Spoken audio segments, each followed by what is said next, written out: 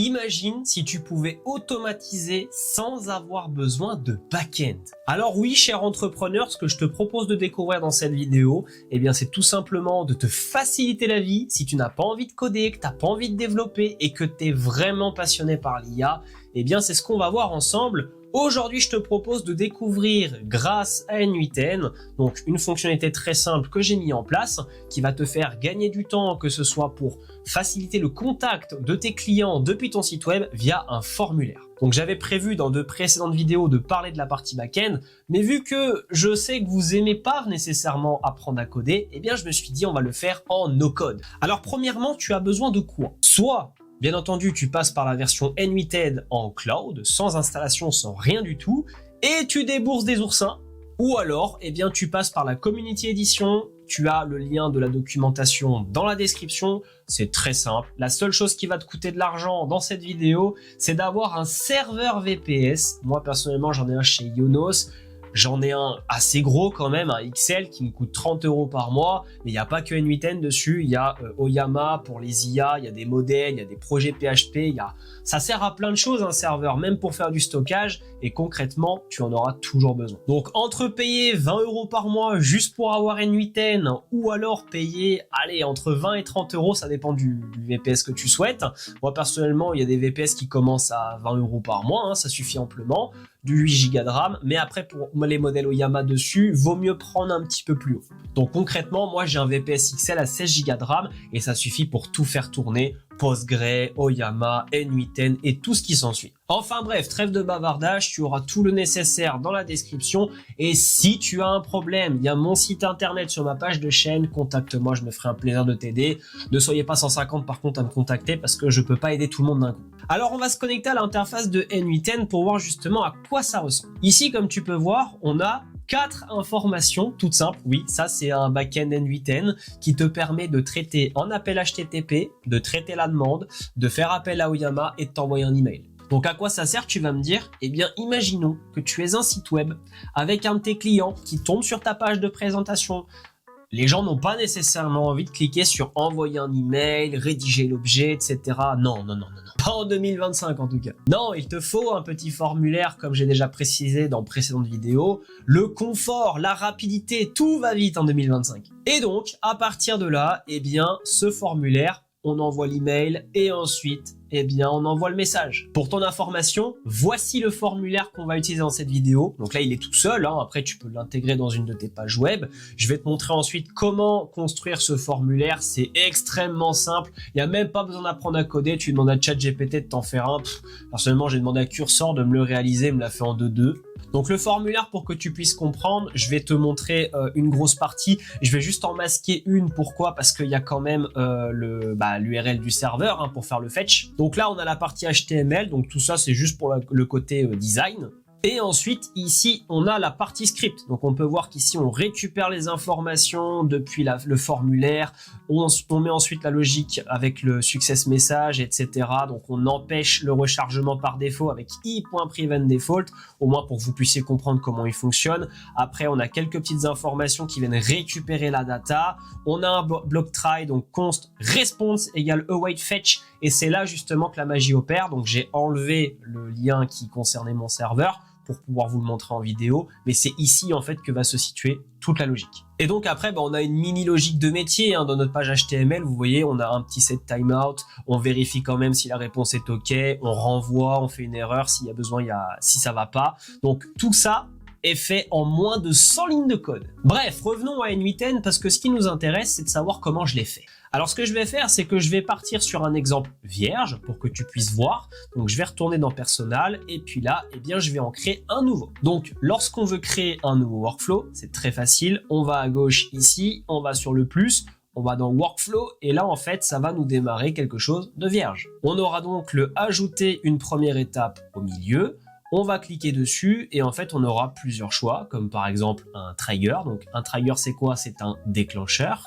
On a le on app event si jamais ça s'agit depuis une application. Nous ce qui nous intéresse c'est le on webhook call. Alors si tu ne sais pas c'est quoi un webhook, eh bien en fait tout simplement c'est un appel HTTP. Par exemple avec Stripe, eh bien ils discutent entre deux API quand tu fais un envoi etc, que tu fais ton paiement.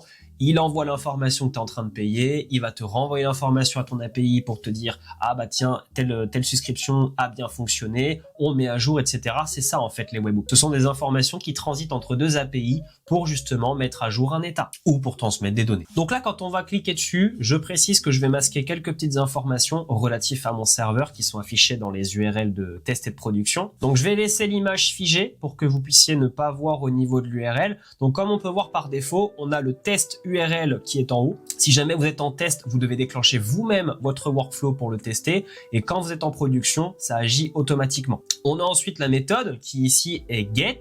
Et si jamais on peut choisir avec post, pull, delete, ça dépend de ce que vous voulez. Là, dans notre cas, on va choisir post. Ensuite, le path, c'est quoi? Ça s'appelle le chemin en anglais. Eh bien, c'est tout simplement le nom de votre workflow. Là, ici, on va pas s'embêter, on va le laisser tel quel. Et ensuite, authentication et respond, on va laisser comme c'est, known et immediately. Donc là, eh bien, on vient d'ajouter notre première information, notre webhook. Maintenant, on a besoin d'utiliser, bien entendu, un modèle de langage. Eh oui, parce que j'ai dit qu'on faisait tout par IA, qu'on faisait rien avec un back-end. Donc, on va cliquer sur notre petit plus, qui est juste à droite, et là, on va avoir plusieurs choix. Donc là, du coup, on va cliquer sur AI, donc le premier, et là, on va avoir le Basic LLM Chain. Pourquoi je choisis celui-là et pas un autre? Parce qu'en fait, je veux juste soumettre une instruction et laisser l'IA travailler tout seul. Donc quand on clique dessus, bien entendu, on a ça par défaut qui s'affiche.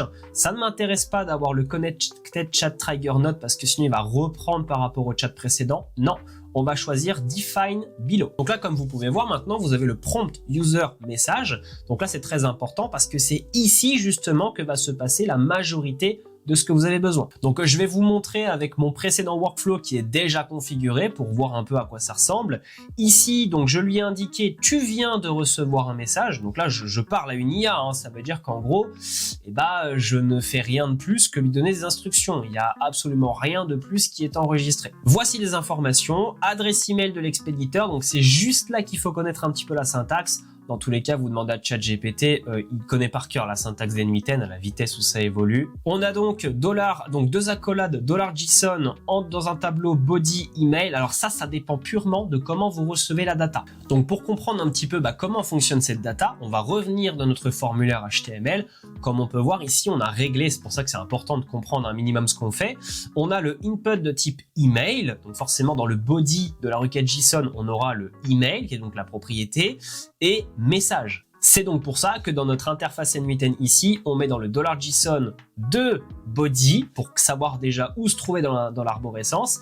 Et dans body, tu vas me chercher l'email. Donc, adresse email de l'expéditeur, tac, c'est comme si on mettait une propriété. Ensuite, message, là, on met JSON body message et puis email. Et ensuite, ta mission, rédiger un message dans l'ordre suivant. Expéditeur de point email, simplement entre parenthèses pour qu'il sache déjà. Là, c'est juste pour du formatage. Ensuite, on a demande d'utilisateur de point message pour qu'il puisse le répéter. Et ensuite, fais-moi un résumé de ce que tu as compris en quelques lignes. Donc là, pour revenir du coup dans notre workflow qu'on a fait tout à l'heure, en gros, on remet les mêmes informations. Là, j'ai pas besoin parce que l'autre est déjà prêt. Et là, ensuite, on a le modèle à paramétrer. Donc moi, j'ai installé Oyama sur mon serveur, ça va de soi, pour éviter de faire appel à une API ou un modèle payant. Mistral suffit amplement pour ce genre de tâches, pas besoin d'aller chercher plus loin. On va dans modèle ici et après du coup on va choisir le Oyama modèle qui est là. Donc là Oyama account est déjà configuré. Si c'est pas déjà fait, il vous demandera de renseigner l'adresse en local. Alors si vous êtes en localhost sur un VPS, ce sera 127.0.0.1. Le port 11434 qui est généralement recommandé par Oyama et d'ailleurs qui est automatique quand vous l'installez et en fait ça va automatiquement vous le dire. Si c'est bon ça vous mettra oui, si c'est pas bon ça vous mettra non. Comme ça au moins vous êtes sûr de pas vous tromper. Donc là on peut voir que je vais pas mettre Llama 3.2 mais Mistral Latest parce que c'est lui qui le détecte et donc là c'est déjà enregistré par défaut. On fait back to canvas. Notre modèle Oyama a été ajouté et qu'est-ce qu'il nous reste à rajouter? Eh bien simplement notre plus ici. Donc là on a été dans Action in App. Donc là on va pas choisir Gmail, on va faire un Send Email. Là ensuite vous avez deux choix, soit Send an Email et Send Message and Wait for Response. Nous ce qui nous intéresse c'est le premier. Donc là ensuite ce que vous devez faire bien entendu, là c'est marqué SMTP account parce que j'ai déjà enregistré le mien. Si c'est pas déjà fait, il faudra aller dans Create New Credential. Vous aurez ce petit tableau qui va s'afficher. Donc le user, c'est tout simplement votre adresse email. Le password, attention, là je fais l'exemple avec Gmail. Je l'ai fait via Sendemail quand même parce que j'avais envie. Il faut régler un mot de passe d'application, pas le faire avec votre mot de passe perso, sinon vous aurez un mot de passe d'erreur. Un message d'erreur. Host, tout simplement, eh bien c'est le smtp.gmail.com, tout simplement. 465, vous touchez pas. SSL TLS, vous ne touchez pas. Et client hostname, vous ne touchez pas. Ensuite, en opération, là c'est très simple, vous mettez from email to email. Donc from email, vous mettez votre adresse email, là vu qu'on récupère de l'information pour nous. To email, pareil, vous mettez la même chose. Subject, vous mettez ce que vous voulez. Et ensuite, vous mettez texte. Et là, dans notre texte, bien entendu, là aussi, on doit faire attention. C'est au format de la réponse qui a été générée, qui a été envoyée sur le webhook. Tout a une logique, hein. Il faut connecter tout simplement à ce qui a été rédigé, sinon il va pas le trouver. Donc là, effectivement, on reçoit du texte. Donc du coup, eh bien, on met entre accolades $JSON un tableau texte pour aller connecter tout simplement à ce qui a été reçu. Et donc là, en quelques étapes, eh bien, on a créé un webhook tout simplement qui va nous permettre d'interagir entre notre espace front-end sans même avoir mis un back-end et de recevoir une information par email. Ce que je vous propose de faire maintenant, c'est de tester, voir un peu à quoi ça ressemble. Donc là, je précise qu'il est en mode production. À quoi on le voit? Effectivement, c'est marqué active ici. Si jamais il ne l'était pas, faut le déclencher vous-même en cliquant sur le bouton Execute Workflow. Donc maintenant, rendez-vous sur notre formulaire front-end. Et là, tout simplement, je me suis amusé. J'ai rentré une adresse email d'exemple, donc user@exemple.com. Ça n'a absolument pas d'importance, vu que ce sera traité par le serveur SMTP.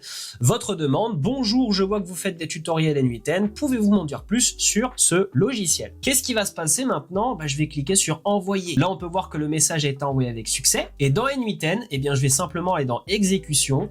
Et là, on peut voir que j'ai un workflow qui est en running. Et donc maintenant, j'ai plus qu'à attendre qu'il se finisse. La vitesse d'exécution peut varier en fonction de la taille du message, de la compréhension de Mistral, de votre serveur, bien entendu, et de sa performance. En moyenne, si vous avez un serveur comme le mien à 16 Go de RAM, ça peut aller vite en moins de 45 secondes. De toute façon, on s'en fout parce que ça se fait passivement pendant que vous travaillez ou que vous êtes en train de faire autre chose. Donc voilà, notre workflow a terminé en 37 secondes. Donc Mistral a quand même été assez rapide pour traiter toute la requête. C'est pas non plus super long. Maintenant, ce qui nous intéresse, c'est d'aller voir le résultat sur le téléphone. Qu'est-ce qui a été fait? Donc, je vais vous le partager ici, sur la gauche. Donc, l'expéditeur demande de l'utilisateur, enfin sur la gauche, sur la droite, en fonction du sens que vous me voyez, demande de expéditeur user@exemple.com. Donc là, on a bien le format qu'on lui a demandé. Demande de l'utilisateur : bonjour, je vois que vous faites des tutoriels N8N. Pouvez-vous m'en dire plus sur ce logiciel? Et on a bien le résumé ensuite. L'utilisateur a noté qu'il observe des tutoriels sur le logiciel N8N et demande plus d'informations sur celui-ci. Il est souhaitable de répondre à ces questions en donnant des explications claires et précises sur les fonctionnalités et l'utilisation de N8N. Alors là, bien entendu, je vous ai fait un simple résumé par rapport à ce workflow-là.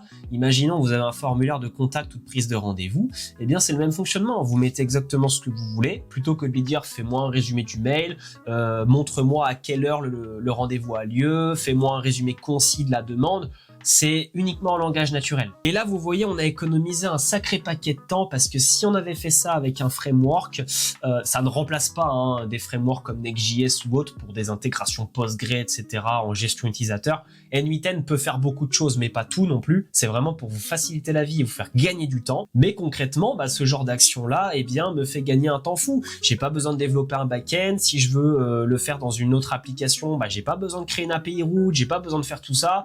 J'ai juste besoin de le mettre dans mon process.env pour qu'il soit en variable d'environnement et la demande se fait toute seule. Donc voilà, c'était tout pour cet exemple. En tout cas, j'espère qu'il aura permis de voir à quel point c'est pas compliqué. Il suffit simplement de connaître un minimum, les serveurs VPS, installer, sauf si vous voulez le faire en mode payant, mais je vous le recommande pas nécessairement.